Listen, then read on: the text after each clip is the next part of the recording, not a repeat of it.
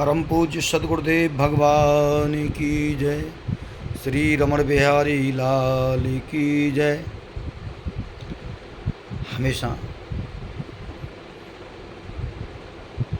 वास्तविक प्रत्येक मानव प्राणी को जिनके माता पिता हैं उनको सचेत हो जाना चाहिए। उनको बहुत बड़ा सौभाग्य मिला हुआ है, क्योंकि माता पिता की सेवा करके प्राणी वो पा सकता है जो वो सोच भी नहीं सकता। माता पिता की सेवा के अंदर छिपा हुआ है मानव जीवन का वास्तविक आनंद। वयोवृद्ध माता पिता का कभी दिल ना दुखाना, वयोवृद्ध माता पिता के कभी आंखों में आंसू ना आ जाए हमारे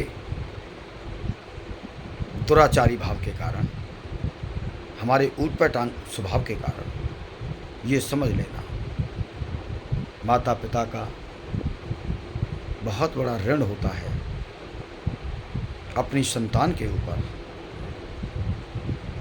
संतान को माता पिता के ऋण को चुकाने का पूर्ण प्रयास करना चाहिए और ऋण चुकाना भी चाहिए।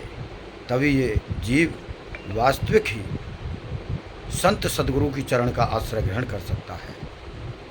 जो अपने माता पिता को अपने क्रियात्मक कर्मों द्वारा, अपनी सेवा द्वारा प्रसन्न कर लेता है, वही जीव मानव प्राणी को गुरु चरणों का आश्रय मिलता है।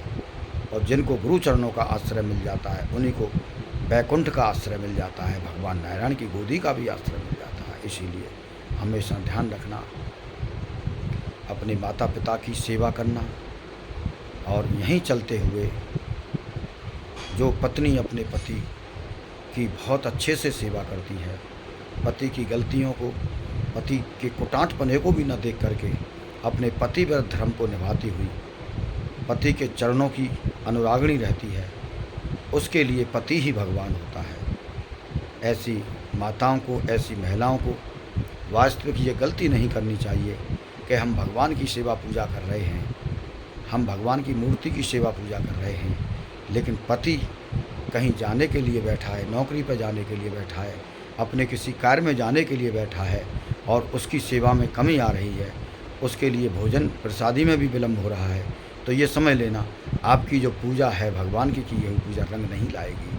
क्योंकि अंदर बैठा हुआ पति रूप में जो भगवान है उसकी सेवा से आप विमुख हो तो आपको शांति नहीं मिल सकती, आपके हृदय में भगवान की भक्ति नहीं आ सकती।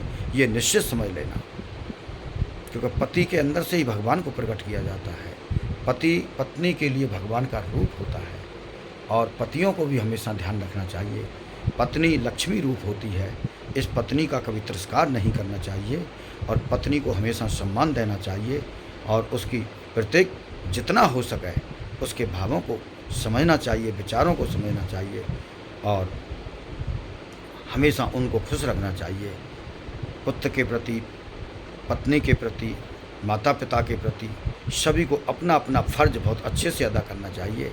वही घर स्वर्ग के समान होते हैं, उन्हीं घरों में लक्ष्मी विराजमान रहती हैं। और कभी भी ऐसे घरों से जहाँ पिता का सम्मान पुत्र करे, पति का सम्मान पत्नी करे एवं माता पिता का सम्मान बच्चे करें, और जिस घर में भजन भक्ति हो, साधु आते रहें, ये समझ लेना वह वास्तव में घर नहीं, वह एक मंदिर है, वह एक मंदिर है और वह वास्तविक ही स्वर्ग है। और वहाँ हमेशा लक्ष्मी की वर्षा होती रहती है। जैसा भी भाव आया, कहीं कोई त्रुटि हो, गलती हो, क्षमा करें। जय श्री कृष्ण। सुप्रभात। आपका दिन मंगलमय हो, भगवान से यही प्रार्थना करते हैं। हमेशा जागो, सोचो, समझो और जीवन की गहराई में पहुँचो। और जीवन की गहराई में पहुँच करके कोई वयोवृद्ध, कोई ज्ञान वृद्ध साधु की बात मान करके अपने जीवन को निर्वाह करो और हमेशा संत सदगुरु के चरणों का आश्रय ग्रहण करो, उनकी बात को आत्मसात करो। निश्चित है कल्याण को कोई नहीं रोक सकता। नारायण भी अपनी गोदी का आश्रय दे देंगे, जैसा हम संत महापुरुषों की कृपा से समझ पाए। जय श्री राधे। आज दिनांक 15 अप्रैल 2025 आपका दिन शुभ हो, ऐसी हम भगवान भोलेनाथ के चरणों में प्रार्थना करते हैं।